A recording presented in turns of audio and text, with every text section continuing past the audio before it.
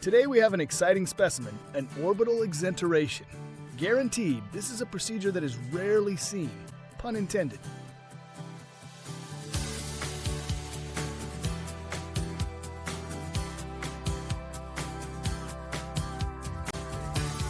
Okay. New towel, new gloves. Might have to zoom in a little one on this, but that's okay. I'll probably just lift it up.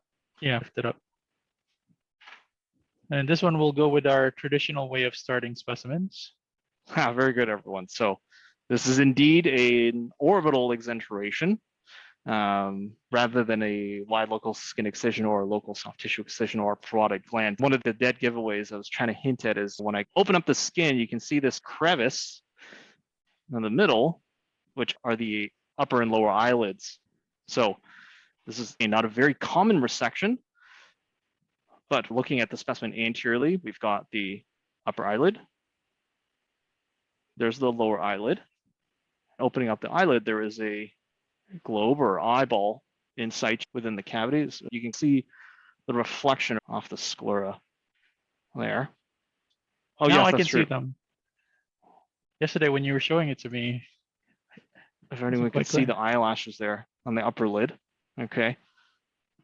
And then surrounding the globe attached to the eye are your rectus muscles, the control eye movement, and then you've got your periorbital soft tissue, which generally is comprised of mainly adipose tissue. Okay. And then on the back, what is this structure? Optic nerve, right? Optic nerve. So as everyone can probably tell, this is a rare but very invasive surgery, generally reserved for very specific circumstances. This brings us to our next poll question. What is the most common indication for such a procedure? Why would someone do this? Great work, everyone. Locally invasive cancer is generally the primary reason why an orbital exenteration is performed. If you have a tumor localized within the periorbital area or the eyelid, if the tumor is invasive enough where it's spread in a way where like you can't do any like sort of salvage surgeries where you can preserve enough eyelid to, you know, preserve function, etc. And sort of like the only way to completely excise the primary tumor is to do an orbital exenteration where sort of the entire contents of the orbital cavity, and depending on the location of the lesion, you may also have parts of the orbit as well. So you can have bone involvement or bone present in the specimen, which offers an additional dimension of challenge when you're kind of approaching these specimens. Blind painful eye generally aren't taken out by orbital exenteration. Usually those procedures are done through what we call an orbital enucleation, where only the globe is taken out. Okay. Metastatic cancer deposits are generally fairly rare within the orbital cavities. What is exophthalmos? Can anybody explain to the group? Right, bulging eyes. Generally don't require surgery of this extent to correct those, if at all. Okay, great. Generally, when you're approaching these specimens, it's often very helpful to review the anatomy of the eye. We can always double check your anatomy as well to make sure you're familiar with the anatomy of the orbit before proceeding. I'm just quickly sharing a screenshot of the sagittal section of the eye. So in the middle here, you've got the globe. But sort of the structures that we're more interested in are actually the eyelids. So generally for orbital exenterations, primary lesions generally occur around the eyelids. So you have what we call the superior tarsus and the inferior tarsus, sort of the inside of the eyelid. And then obviously you've got the skin covering on top of the eye. And then, you know, these diagrams are also always very helpful when you want to get perspective in terms of where structures are in relation to each other. So your rectus muscles, as well as your additional involved structures like your periorbital soft tissue. Going back to the specimen itself, as I mentioned, lesions of the eyelids are generally the most common reasons why these extensive surgeries are done. If people can appreciate, there is a plaque-like lesion on the superior tarsus of the eyelid right there. And also, if I evert the lower lid, whoops, there's a second plaque here. Okay, so it looks like we've got some multifocal disease process happening here. So safe to say that, yes, we are dealing with a cancer here of the eyelid. Obviously, it's locally invasive, and this is the main indication for the exent here. Shall we do the next poll? What are the most common primary cancers of the eyelid? Great. Squamous cell carcinoma and basal cell carcinoma are the two top choices. Basal cell carcinoma actually is by far the most common primary cancer of the eyelid.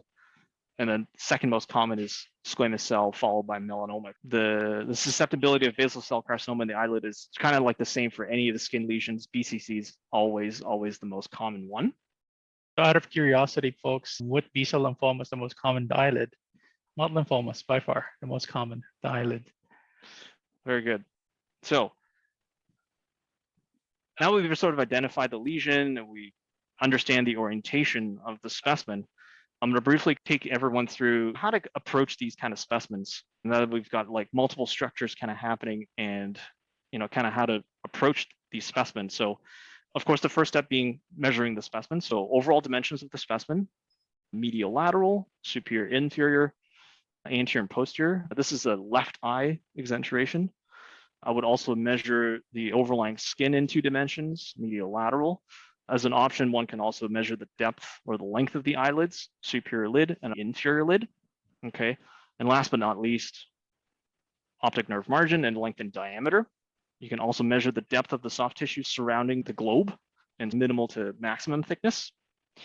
The globe dimensions are also important too, but since I won't be able to measure that without cutting it first, you can have that ready to go and put that measurement in once you cut the specimen. Describing lesions as per usual for your skin lesions, since we have 2, describing the upper lid and the lower lid lesions, like their appearance, color, texture, as well as their relationship with each other, and their distance to margins, which would be your superior margin. You can be prescriptive if you want to describe the skin first. Superior margin, inferior margin. Since this is the left eye, this is medial, lateral. You have your posterior margin, as well as your optic nerve margin. Okay, your standard 6 margins with the optic nerve, which makes it 6 margins. Once you have that down, generally the approach first, I would take off the optic margin first. This has already been inked with silver nitrate previously. So what I'm going to do is put a little bit of ink on the superior aspect of the specimen so that I maintain orientation when I cut. The general approach for cutting these orbital exenterations is to actually approach them sagittally. Since I've got 2 lesions this way, this is probably the best method to cut these specimens. So I'm generally going to try to make the cuts in thirds at least. I'm going to try and flank the iris. 1 cut here and 1 cut here. But for today, I'm just going to make 1 cut quickly. As I mentioned, We're doing this live. let's see if the camera will focus. I'm going to apply some blue ink on the superior aspect. The blue ink is really just for orientation at this point, since I've already painted with some silver. I'll blot out the excess. Okay. So looking at the lesion, I think the lesions are fairly superficial, but maybe we'll be able to see maybe some invasion. 1 cut, here we go. Okay, all right, let's look at this half first. Let's look at the central half. Let's see. There's your superior tarsus plate and your inferior tarsus plate here. Just move it up a bit. There's your lesion where the probe is. Looks like your superior lid lesion just lets the tarsus plate, but it's creeping through. If I evert the lid a little bit, you can see the lesion creeping up along the tarsus plate. Yeah, so it looks like your lesion is fairly superficial. So that's great news. I mean, it kind of makes your gross description simpler, and sections wise, it's also quite simple. Mainly this would be your most important section to include a little bit of the globe, your periorbital soft tissue, as well as your entire lid. That can all kind of fit in 1 cassette. And then same thing for your inferior lid. So for these kind of specimens, you've got a lot of anatomical structures going on, but sticking with your basic sectioning, you can do this relatively easily. Mm-hmm. I'd like to echo one of the chats there saying, very nice cut. Thank you very Almost much. got the touch. Yeah, you can see the lens there too of the eye. Very cool. So I guess in the interest of time, I'm going to stop here. Yeah. If there's any questions, please feel free to put in the chat. We'll answer them as best as we can.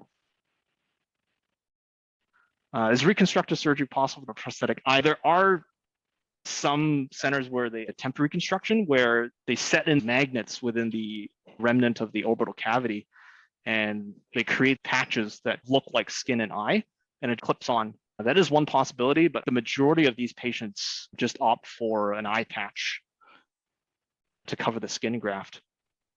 In any case, folks, if there's no other questions, I think we'll end there.